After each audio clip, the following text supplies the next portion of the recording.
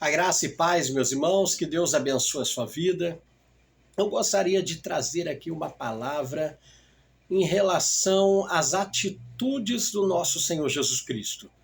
Não existe, irmãos, coisa melhor neste mundo do que observar a vida do nosso Senhor Jesus Cristo. Quando ele estava aqui em seu ministério terreno, operando os seus milagres, as suas maravilhas, essas coisas tão extraordinárias, o que mais me chama a atenção em tudo isso foram as suas atitudes. Eram tão tremendas, tão extraordinárias e diferentes daquilo que o ser humano está acostumado, que isso me deixava perplexo, sempre me deixa. Quando Jesus ele fazia ali os seus milagres, as suas maravilhas, operava muitas coisas, os seus discípulos o consideravam tão grande que para eles Cristo estava no céu e eles estavam aqui na terra, como simples aprendizes e servos. Diante de tudo isso, chegou um momento que esse mestre tão intrigante lhes deu uma lição inesquecível. Jesus, meus irmãos, ele nos ensinava não apenas com os seus sermões, mas principalmente com as suas atitudes. Nós cristãos devemos ter atitudes. Quando os cristãos, os apóstolos, o colocavam nas alturas inatingíveis, ele subitamente se inclinou em silêncio, chegando ao nível dos pés dos seus discípulos.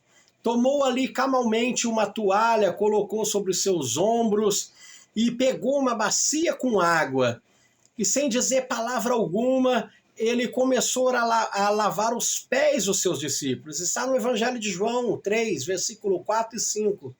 Que cena impressionante foi aquilo, que coragem e que despojamento. Nunca houve quem, sendo tão grande, se fizesse tão pequeno. Nunca ninguém com um indescritível status de Deus fez um gesto tão humilde e singelo como Cristo. Nunca, meus irmãos, o silêncio foi tão eloquente. Todos os discípulos ficou ali perplexo com aquela atitude. Em Roma, os imperadores queriam que os súditos se prostrassem diante dos seus pés e os considerassem divinos. Em Jerusalém havia alguém que foi reconhecido como Deus, mas ao invés de ser exigir ali que os discípulos prostrassem diante dos seus pés, foi ele que se prostrou aos pés dos seus discípulos. Que contraste foi isso! Não são apenas as palavras de Cristo que não têm precedente histórico, mas também, meus irmãos, os seus gestos, as suas atitudes. Imagine um grande empresário tendo uma atitude como essa diante dos seus empregados. Imagine, meus irmãos, um juiz lavando os pés de um réu. Isso é coisa que não acontece, coisa impossível. Ninguém espera uma coisa dessa. Com essas atitudes de Cristo, com toda certeza, ele economizou milhões de palavras. E ele, através daquela atitude, ele fez algo que nunca tinha sido feito antes. Realmente ele é o nosso mestre, ou seja, o mestre de todos os mestres. Ele é lindo. Precisamos aprender a termos atitudes de cristão.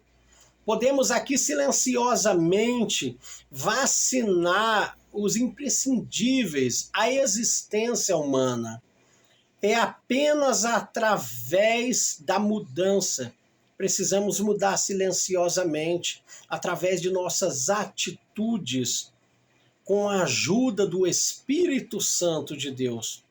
Muita coisa acontece para que nós venhamos aprender com a atitude, com as atitudes do nosso Senhor Jesus Cristo. Devemos ser, como Tiago falou, praticante da palavra do Senhor, não somente ouvintes. Jesus nos ensinou através de palavras, mas nos ensinou através de suas atitudes. Os professores desistem facilmente dos seus alunos rebeldes. Os pais também desistem de seus filhos problemáticos. Os executivos excluem pessoas ali que não se enquadram à sua filosofia de trabalho. Enfim, nós nos afastamos de pessoas que frustram as nossas expectativas, que nos causam sofrimento. Porém, o comportamento de Cristo era totalmente diferente. As pessoas podiam negá-lo como Pedro, traí-lo com 30 moedas de prata como Judas, rejeitá-lo, feri-lo, desistir dele e só se preocuparem com as suas próprias necessidades ou a sua imagem social.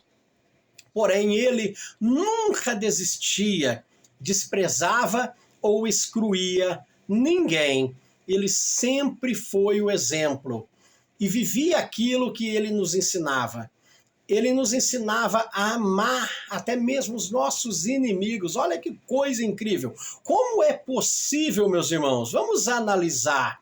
Como é possível amar os nossos inimigos? Quem tem estrutura emocional para isso? Como é possível amar alguém que nos decepcionou, que nos frustrou, que falou injustamente contra nós? Algumas pessoas, meus irmãos, nós sabemos que não conseguem amar nem a si mesmas, pois elas não têm um mínimo de autoestima, vivem se destruindo com sentimentos de culpa e inferioridade.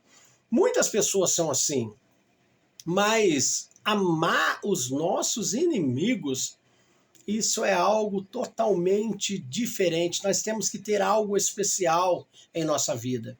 Precisamos ter o Espírito Santo. Precisamos ter compromisso com a palavra de Deus.